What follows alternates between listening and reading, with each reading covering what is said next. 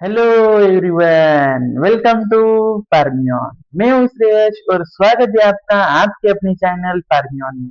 तो गाइस, आज के लेक्चर में हम पढ़ने वाले हैं mechanism of action of a drug through receptor mediated. यानी कि हम ड्रग के मैकेनिज्म ऑफ एक्शन देखेंगे जो कि होती है रिसेप्टर मीडिएटेड। पिछली बार हमने क्या पढ़ा था? Non receptor mediated. आपने बहुत ही अच्छी तरीके से हमने यहाँ पर कवर किया है। मैं उम्मीद करता हूँ कि सारे टॉपिक आपको क्लियर हुए होंगे। अगर कुछ उनमें आपको डाउट्स आ रहे हैं तो आप कमेंट सेक्शन में जरूर बताना। मैं आपके सारे प्रॉब्लम्स यहाँ पर उसके लिए भी एक स्पेशल लेक्चर यहाँ पर जरूर लूंगा। तो आज के लेक्चर की तरफ हम बढ़ते हैं। जो रिसेप्टर मेडिएटेड, यानी कि मैंने आपको बताया था रिसेप्टर क्या है। एक लॉक एंड की मॉडल है जिसमें हमारा रिसेप्टर होता है क्या, एक लॉक होता है, और हमारा ड्रग क्या होता है, एक की होता है। यानी बिना की के हमारा जो रिसेप्टर है कंप्लीटली नॉन फंक्शनल है। उसका कुछ खुद का फंक्शन है क्या? नहीं। जब की आएगी तभी वो काम करेगी। इसकी वजह से रिसेप्टर क्या है, नॉन फंक्शनल है। जब उस पर ड्रग आकर बाइंड होगी तभी कुछ ना कुछ वो सेलुलर चेंजेस करेगी और हमें फार्माकोलॉजिकल रिस्पॉन्स यहाँ पर दिखेगी। सो अब हम देखते हैं। अब रिसेप्टर है तो उसको किसी ने ना किसी ने तो इन्वेंट किया ही होगा ना। तो John Newport Langley, okay, John Newport Langley in 1878। John Newport Langley जो है उन्होंने 1878 में फर्स्टली इंट्रोड्यूस किया है हमारी रिसेप्टर की कंसेप्ट को। Okay, John Newport Langley.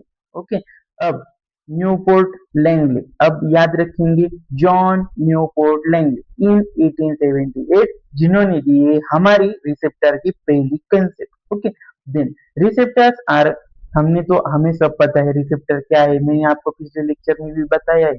अब डेफिनेशन के थ्रू रिसेप्टर क्या होते हैं अब वो हम देखेंगे। रिसेप्टर्स क्या होते हैं? जो माइक्रोमोलिक्यूल्स होते हैं। वो क्या है? मैक्रोमोलिक्यूल से जो प्रेजेंट होंगे। रिसेप्टर कहाँ कहाँ पर प्रेजेंट होंगे?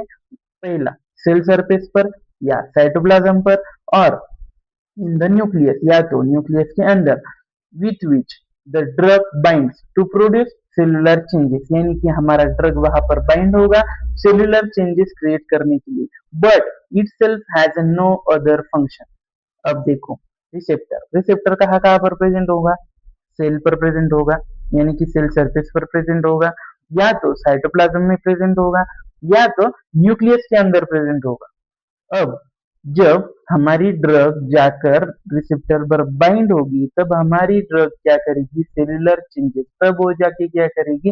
सेलुलर चेंजेस प्रोड्यूस करेगी। अदरवाइज उसका खुद का कोई फंक्शन है क्या रिसेप्टर का? नहीं। ये बात आप जरूर याद रखना। देन जो रिसेप्टर होते हैं वो डिफरेंट टाइप के होते हैं। उसमें क्या है?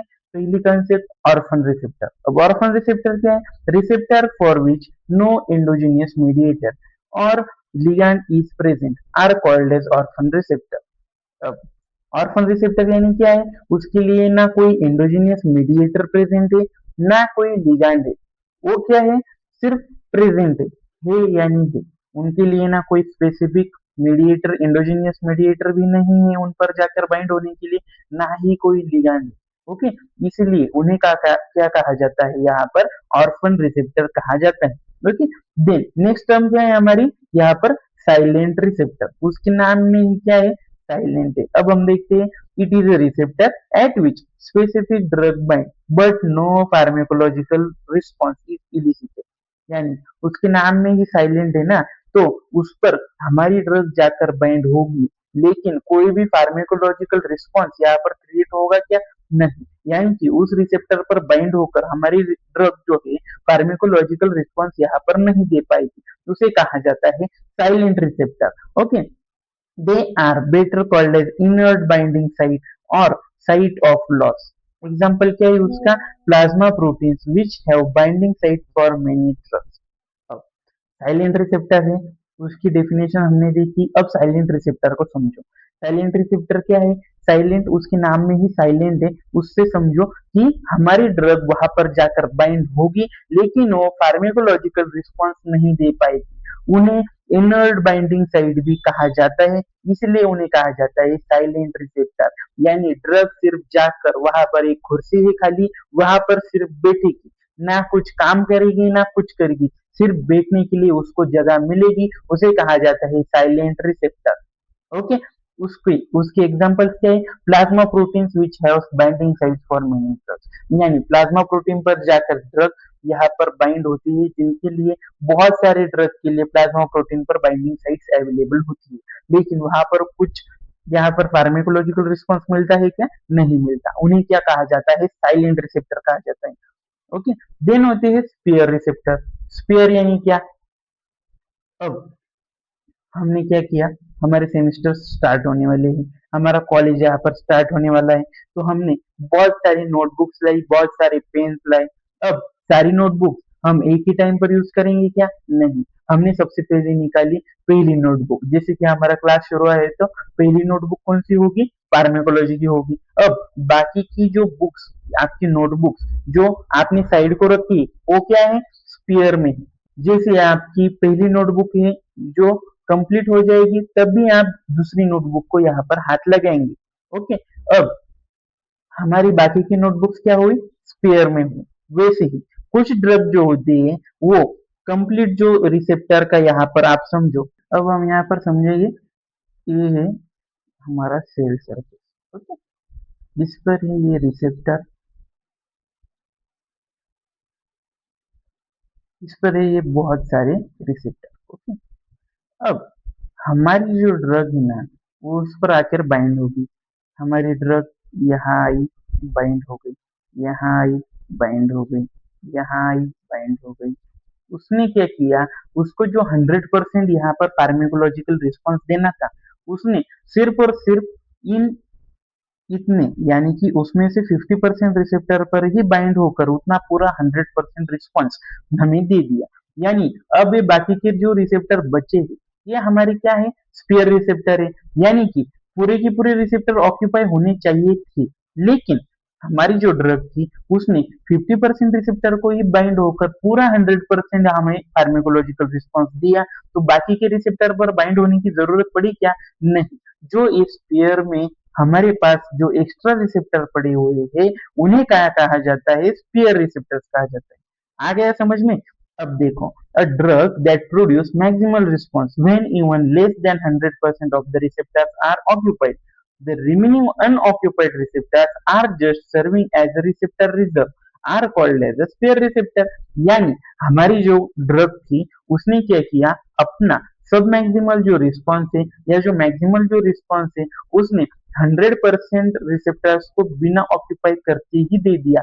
जो अब एक्स्ट्रा के रिसेप्टर्स बचे हैं वो क्या करेंगे? एज रिसेप्टर रिजर्व बोल के हमारे काम में आएंगे, यानी कि स्पेयर रिसेप्टर करके हमारे काम में आएंगे। उन्हें कहा जाता है स्पेयर रिसेप्टर यानी एक्स्ट्रा रिसेप्टर्स। ओके। जो रिसेप्टर्स होते हैं वो क्या होते हैं? Mostly made up of protein. वो काय के बने होते हैं? मेनली प्रोटीन के ही बने होते हैं। अब ड्रग आया। अब देखो, ये है हमारा ड्रग, ये है हमारा रिसेप्टर। अब ड्रग रिसेप्टर कॉम्प्लेक्स बना, ड्रग रिसेप्टर ये कॉम्प्लेक्स यहाँ पर बना। उसने क्या दिया? हमें फार्मेकोलॉजिकल रिस्पॉन्स दिया। अब समझो, ये है हमारा ड्रग, ये है हमारा रिसेप्टर, दोनों कंबाइन आए, दोनों ने क्या बनाया? ड्रग रिसेप्टर कॉम्प्लेक्स यहाँ पर बनाया, जिसकी वजह से हमें क्या बिना हमें मिला? Pharmacological response. ओके। ये सारी कंसेप्ट आपको क्लियर हुई होंगी। जॉन न्यूपोर्ट लैंग, जिन्होंने 1878 में हमें रिसेप्टर का इन्होंने इन्वेंशन करवाया। देन कौन आया? ऑर्फन रिसेप्टर आया। Then silent receptor, silent receptor यानी कि हमारा ड्रग बाइंड होगा लेकिन वो फार्मेकोलॉजिकल रिस्पॉन्स नहीं दे पाएगा। देन आए स्पेयर रिसेप्टर, स्पेयर यानी क्या? Extra receptor. दिन हमने देखा, ड्रग आएगा, रिसेप्टर पर बाइंड करेगा, ड्रग रिसेप्टर कॉम्प्लेक्स फॉर्म होगा और हमें फार्माकोलॉजिकल रिस्पॉन्स यहाँ पर मिलेगा। अब आती है बहुत ही इंपॉर्टेंट दो टर्म। अब मैं आपको बताऊंगा बहुत ही अच्छे एग्जांपल के जरिए। हमारा क्या है? सपना है, हमें क्या करना है? जीपेट को क्वालिफाई करना है। हमारी जो जीपेट 2027 है, हमें उसको क्वालिफाई करना है, लेकिन बस क्वालिफाई करना है ये हमारे दिमाग में है। अब हम क्या करते हैं? जीपेट की जो बुक्स है, जो मैं आपको नोट्स पढ़ाता हूँ, वो नोट्स जो मैं आपको टेलीग्राम चैनल पर डालता हूँ, आप पीडीएफ ओपन करके बैठते तो हो, यानी कि आपके पास आपकी इच्छा है पढ़ाई करने की। आप मैंने सेंड की हुई आपकी जो नोट्स है, आप वो टेलीग्राम चैनल पर जाते हो, उसको ओपन भी करते हो, वो पीडीएफ आप ओपन करके बैठते हो, स्टार्ट करते हो बस। स्टार्ट करते ही एक तो आपको नींद आ जाती है, या तो आपको क्या होता है, आप चले जाते हो इंस्टाग्राम और चालू कर देते हो रील स्क्रॉल करना। ये हो गई एक कंडीशन। और एक है दूसरी कंडीशन, आपको आप पूरी शिद्दत से चाहते हो कि जीपैट 2027 में मुझको कुछ भी करके क्वालिफाई तो 100% करना है।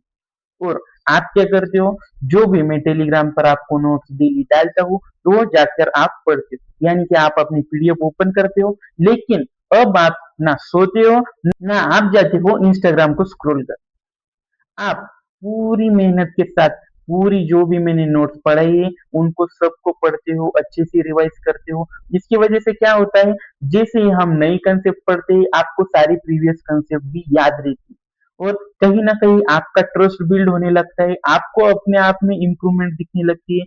आप जैसे ही सेमिस्टर में आपके टीचर्स आपको फार्मेकोलॉजी पढ़ाते हैं, उनके सिखाने से पहले आपको पता होता है इस कंसेप्ट में क्या होने वाला है। ये आया हमारा रिस्क, यानी एक जो स्टूडेंट है उसको बुक तक जाने के लिए, हमारी पीडीएफ तक जाने के लिए उसके लिए अफिनिटी। अब जैसे आपने सपना यहाँ पर सजाया है कि जीपैट 2027 को क्वालिफाई करना है, और आप हमारी पीडीएफ को जाकर ओपन करते हो, इसे कहा जाता है affinity. Okay, you are getting my point. इसे कहा जाता है अफिनिटी। देन जिस शिद्दत के साथ आप आपकी नींद को इग्नोर करते हो, आपके इंस्टाग्राम को इग्नोर करते हो, आपके सोशल मीडिया को इग्नोर करते हो, उसे कहा जाता है आपकी इंट्रिंसिक एक्टिविटी, या उसे कहा जाता है आपकी इफिकसी। समझ में आया? अब हम बताएंगे कि आप जो है ड्रग है, ड्रग आई, हमारी पीडीएफ तक जाना है, मतलब कहाँ पर जाना है, हमारी पीडीएफ यानी है उसका रिसेप्टर। ड्रग आएगी रिसेप्टर पर जाएगी, उसकी जो एबिलिटी होगी रिसेप्टर पर जाकर बाइंड होने की, उसे कहा जाता है ड्रग की अफिनिटी। अब ड्रग में अफिनिटी तो है, अब उसने जाकर पीडीएफ ओपन तो की है, लेकिन वहां पर जाकर ड्रग क्या करेगी, या तो सोएगी या इंस्टाग्राम स्क्रॉल करेगी, या तो नींद और इंस्टाग्राम को इग्नोर कर कर अच्छे तरीके से पढ़ेगी और हमें अच्छा रिस्पॉन्स देगी, अच्छा यहाँ पर हमारा इम्प्रूवमेंट करेगी। वैसे ही यहाँ पर ड्रग क्या करेगी, उसे कहा जाता है भाई इंट्रिंसिक एक्टिविटी। अब हमारी ड्रग क्या करेगी, हमारे रिसेप्टर पर बाइंड ही नहीं होगी, तो हमें फार्मेकोलॉजिकल यहाँ पर रिस्पॉन्स देगी, उसे कहा जाता है इंट्रिंसिक एक्टिविटी। आपको याद आ गया, यानी हमारी जो ड्रग है रिसेप्टर पर जाकर जिसे बाइंड होगी, ability of a drug to bind on receptor, इसे कहा जाता है ड्रग की अफिनिटी। उसकी कितनी अफिनिटी है अपने सपनों के लिए, उसकी कितनी अफिनिटी है अपने सपनों के पीछे भागने के लिए, उसे कहा जाता है ड्रग की अफिनिटी। अब सपनों के पीछे सपना तो देखा है, सपनों के लिए वो क्या काम करेगा उसके रिजल्ट्स लाने के लिए, उसे कहा जाता है ड्रग की इंट्रिंसिक एक्टिविटी, या तो ड्रग की इफिकसी। हो गई बात। अब देखो, ये है हमारी ड्रग, ये है हमारा रिसेप्टर। इस ड्रग की अफिनिटी यानी उसका अट्रैक्शन उसके रिसेप्टर तक जितना होगा, उसको कहा जाता है उसकी अफिनिटी। और रिसेप्टर से बाइंड होने के बाद ड्रग रिसेप्टर कॉम्प्लेक्स जब फॉर्म होगा, इनकी सेल्यूलर चेंजेस कराने की एबिलिटी और हमें फार्मेकोलॉजिकल रिस्पॉन्स देने की एबिलिटी को कहा जाता है यहाँ पर इफिकेसी, या तो इंट्रिंसिक एक्टिविटी। आ गई बात समझ में? अब हम पढ़ेंगे हमारी डेफिनेशन की तरह। अफिनिटी क्या है? It is the ability of the drug to bind to a receptor. हो गया अफिनिटी। इंट्रिंसिक एक्टिविटी और इफिकेसी को क्या कहा जाता है? It is the ability of a drug to elicit a pharmacological response after binding to the receptor, इसे कहा जाता है इंट्रिंसिक एक्टिविटी। आ गई बात समझ में? अब मैं आपको बताता हूँ इन डेफिनेशन से ज्यादा जो मैंने आपको एग्जांपल्स के जरिए समझाया, ये आपकी कंसेप्ट हमेशा याद रहेगी। ओके, मैं उम्मीद करता हूँ कि मैंने अच्छी एग्जांपल्स के जरिए आपको समझाया होगा और हम पढ़ेंगे हमारा नेक्स्ट टॉपिक। अब रिसेप्टर पर जाकर हमारी ड्रग, अब यहाँ पर रिसेप्टर पर जाकर हमारी ड्रग बाइंड तो हो चुकी है। ओके, यानी कि हमारी ड्रग यहाँ पर बाइंड तो हो चुकी है, लेकिन जिस तरीके से वो इंट्रिंसिक एक्टिविटी दिखाएगी, यानी हम पढ़ाई करने के लिए बैठते तो है, लेकिन हम पढ़ाई किस जरिए करते हैं, कैसे करते हैं, उस तरीके से हमारे रिजल्ट यहाँ पर आते हैं। अब जी वैसे ही हमारी ड्रग जैसे रिसेप्टर पर जाकर बाइंड होगी, ड्रग रिसेप्टर कॉम्प्लेक्स यहाँ पर फॉर्म करेगी, उसके रिसेप्ट उसके यहाँ पर रिजल्ट देने के, यानी कि फार्मेकोलॉजिकल रिजल्ट देने के, रिस्पॉन्स देने के तरीके अलग अलग होंगे। अगर ड्रग अगोनिस्ट होगी, तो आप समझो अगोनिस्ट, अगोनिस्ट यानी क्या होगा, सिमिलर सिमिलर होगा, यानी यहाँ पर ड्रग क्या होगा, उसकी अफिनिटी भी अच्छी होगी और मैक्सिमल इंट्रिंसिक एक्टिविटी भी अच्छी होगी, यानी हमारा ड्रग की अफिनिटी रिसेप्टर की तरफ उसकी बाइंडिंग एबिलिटी भी अच्छी होगी, लेकिन बाइंड होने के बाद उसकी फार्मेकोलॉजिकल रिस्पॉन्स देने की एबिलिटी भी यहाँ पर अच्छी होगी। उसे क्या कहा जाता है, अगोनिस्ट। ओके, अब आएगा एंटागोनिस्ट। एंटागोनिस्ट क्या है, अगोनिस्ट का ऑपोजिट, यानी कि ड्रग को क्या होगी, फुल अफिनिटी होगी, have affinity but no intrinsic activity, यानी कि हमारी ड्रग रिसेप्टर की तरफ बाइंड तो होगी, लेकिन फार्मेकोलॉजिकल रिस्पॉन्स देगी क्या, नहीं देगी। उसे क्या कहा जाता है, एंटागोनिस्ट कहा जाता है। अब आता है partial agonist.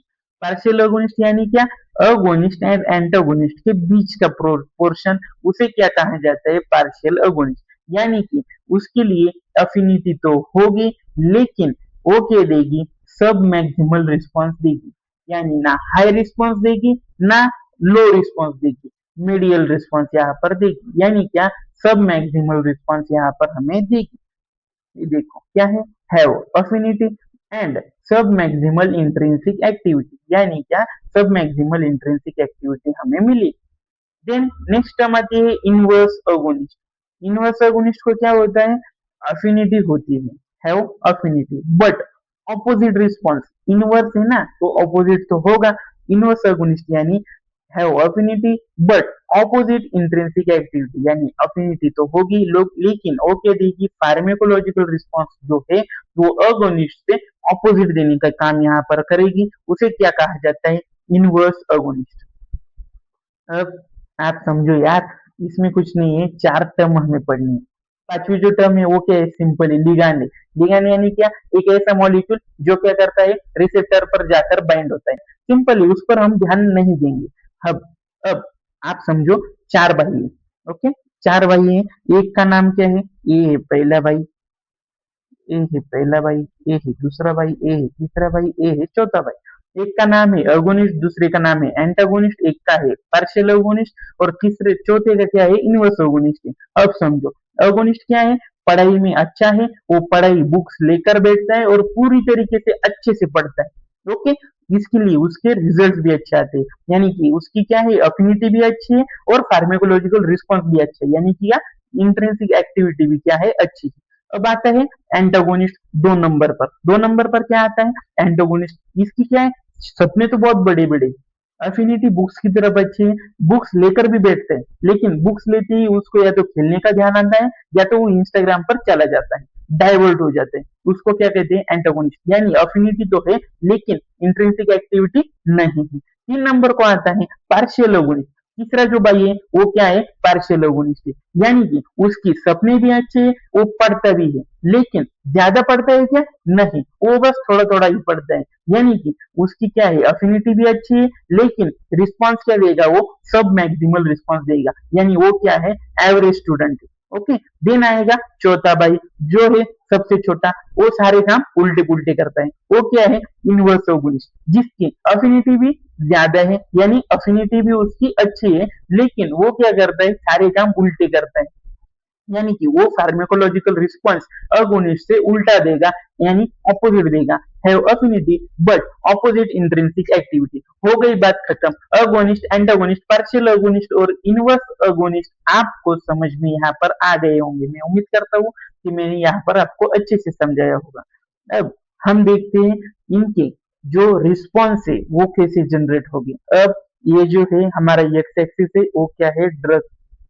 Then Y axis क्या है हमारा, परसेंटेज ऑफ रिस्पॉन्स। अब हमने क्या पढ़ा, ये है हमारा पहला भाई हमने क्या पढ़ा था, अगोनिस्ट पढ़ा था। अगोनिस्ट की क्या थी, इंट्रिंसिक अफिनिटी भी अच्छी थी और इंट्रिंसिक एक्टिविटी भी मैक्सिमम थी। ओके, अब देखो अगोनिस्ट आया, इंट्रिंसिक एक्टिविटी क्या है उसकी +1 है, क्योंकि इंट्रिंसिक एक्टिविटी वो क्या देता है, अच्छी देता है, अफिनिटी भी है प्लस इंट्रिंसिक एक्टिविटी है, यानी कि इंट्रिंसिक एक्टिविटी क्या है उसकी +1। ओके, देन आया हमारा पार्शियल अगोनिस्ट।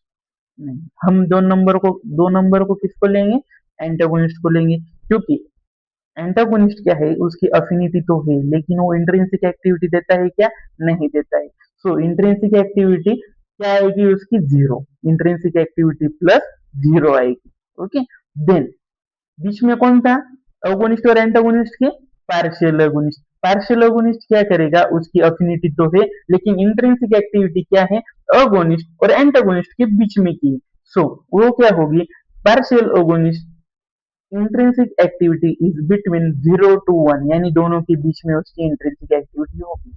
अब लास्ट टर्म आती है इनवर्स अगोनिस्ट। इनवर्स अगोनिस्ट यानी क्या, उसकी अफिनिटी तो है लेकिन वो क्या देता है, ऑपोजिट रिस्पॉन्स देता है। So intrinsic activity of inverse agonist is -1, या तो निगेटिव होगी या तो -1 होगी, यानी कि क्या होगी, निगेटिव होगी, यानी उसकी इंट्रिंसिक एक्टिविटी जो होगी वो ऑपोजिट होगी।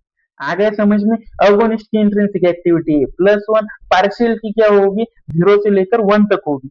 देन एंटागोनिस्ट की क्या होगी, 0 होगी, और इनवर्स अगोनिस्ट की क्या होगी, माइनस, यानी कि निगेटिव यहाँ पर होगी। मैं उम्मीद करता हूँ कि रिसेप्टर्स के जो भी बेसिक्स थे वो मैंने आपको काफी अच्छी तरीके से समझाए हैं और आपको इन टॉपिक में कोई भी डाउट नहीं होंगे।